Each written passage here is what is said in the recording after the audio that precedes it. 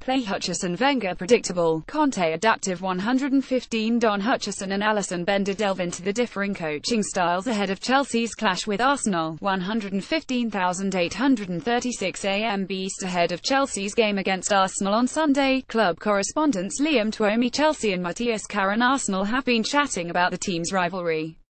Chelsea have dominated the Gunners at home in recent years, but Arsenal won the last two meetings at Wembley in the FA Cup final and Community Shield. So who will come out ahead this time? So, Liam, finally time for another Chelsea-Arsenal clash. As we all know, this will actually be Arsenal's first visit to Stamford Bridge since that famous 53 win in 2011.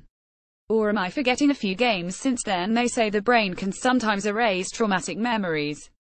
Either way, I distinctly remember the Gunners playing Chelsea in the FA Cup final and Community Shield in recent months. And based on those games, there's no doubt Arsenal have the upper hand in this one, right? Well, one of those games was a glorified friendly and neither were at Stamford Bridge.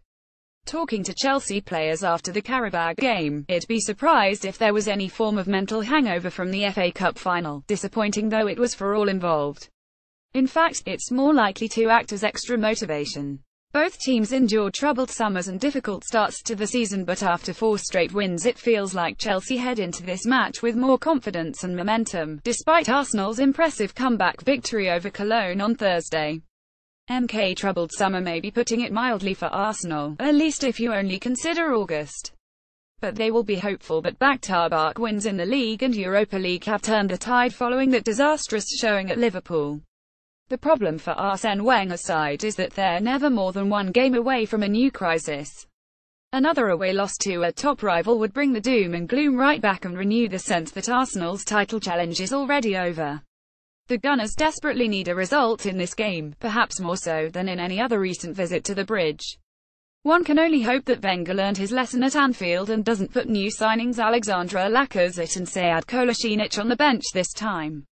Those two bring something to this team that Arsenal haven't had in recent visits to the bridge, a top striker and a physical defender. Still, Chelsea probably had the better transfer window of the two. Chelsea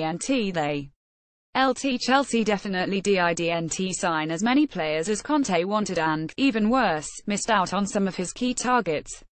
The consequences of that in terms of his relationship with the board will play out over the coming months, but on the pitch it's already clear the players they did get over the line are good.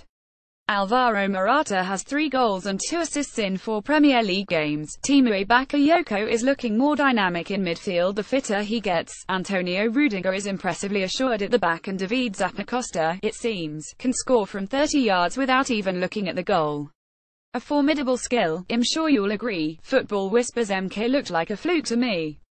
But did you see Kolasinac's volley against Cologne, or the superb strike from Alexis Sanchez? Nothing lucky about those. If Sanchez keeps scoring stunners like that, fans will quickly forget about the fact he doesn't actually want to be here. People have been questioning his commitment and fitness in recent weeks, but he clearly hasn't lost his ability to decide games single-handedly. A repeat of that on Sunday, and he'll quickly be the fans' darling once again. Do you think Chelsea have come up with a way of stopping the Chilean? Sanchez is still the big danger to Chelsea, as he was in the opening minutes of the FA Cup final, and with Hazard likely to start on the bench, he'll be the most talented player on the pitch at Stamford Bridge. A lot has been made of Wenger confounding Conte by playing a back three at Wembley, but I think the result had more to do with the performances of the players than anything either coach did tactically. Chelsea had just won the title and clearly allowed their intensity to drop. I can't see Conte or his players allowing that to happen again. If they play like last season's Chelsea on Sunday they should win. Well, the back three hasn't exactly been very impressive for Arsenal this season.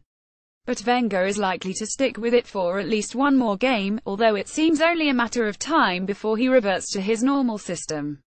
The good news for Chelsea is that they may not have to deal with the impenetrable wall of Per Mertesacker this time. Wenger has been curiously reluctant to use the German despite his outstanding performance at Wembley in May. For me, though, it's the front three that's crucial for Arsenal in this game. We still haven't seen what Sanchez, Mesut Ozil and Lacazette can do together. If the trio can live up to expectations, there's still every reason to think that this Arsenal side can be much better than last year's. Can the same be said for Chelsea? LT no. Despite recent results, they are a significantly lesser team without Hazard. Morata is scoring and adapting quickly, but he hasn't yet reached the talismanic level that Costa performed at in the first half of last season and at times in the second half at Wembley. Nemanja Matic was also a more experienced and reliable contributor than Bakayoko is at this early stage of his Chelsea career. Still, I can't wait to find out how these two sides stack up. It should be a great game.